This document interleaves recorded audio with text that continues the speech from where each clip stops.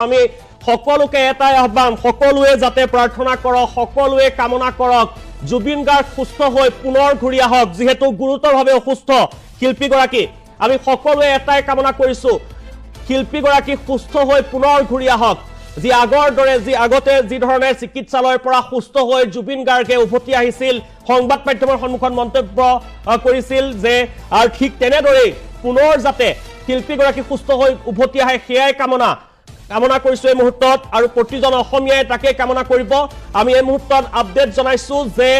শিল্পী জুবিন গাৰ্গ অসুস্থ গুৰুতৰভাৱে অসুস্থ হৈ পৰিছে অচেতন অৱস্থাত আছে বৰ্তমান সময়ত শিল্পীগৰাকী বৰ্তমান সময়তো চেতনা ঘূৰি অহা নাই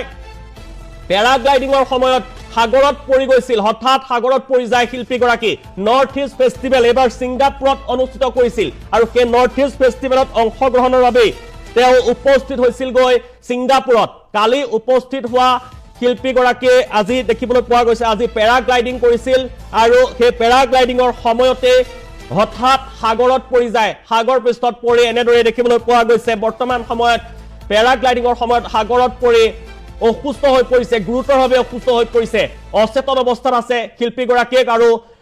ছিংগাপুৰৰ এখন চিকিৎসালয়ত বৰ্তমান সময়ত চিকিৎসাধীন অৱস্থাত কিন্তু যি আমি এই মুহূৰ্তত জনাইছো তাত থকা সকলো লোক অস্থিৰ হৈ পৰিছে যিহেতু অচেতন অৱস্থাত আছে শিল্পীগৰাকী সকলোৱে এটাই কামনা কৰিছো সুস্থ হৈ উঠক সুস্থ হওক শিল্পী জুবিন গাৰ্গ সোনকালে আৰোগ্য হৈ আহক আমি তাকেই কামনা কৰিছো এই মুহূৰ্তত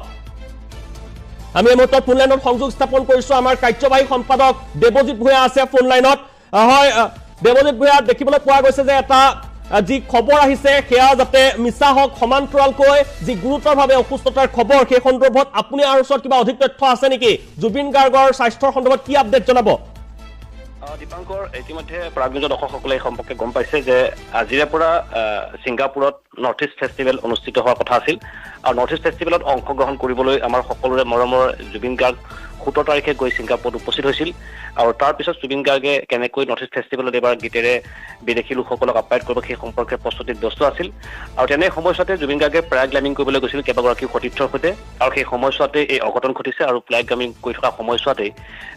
অঘটন সংঘটিত হৈছে আৰু আমাৰ একেবাৰে যিটো শেহতীয়া আপডেট আহিছে আমি ছিংগাপুৰৰ আমাৰ লগত আমি কথা পাতি আছো তেওঁলোকে আমাক জনোৱা অনুসৰি বৰ্তমান যি স্থানত দুৰ্ঘটনা সংঘটিত হৈছিল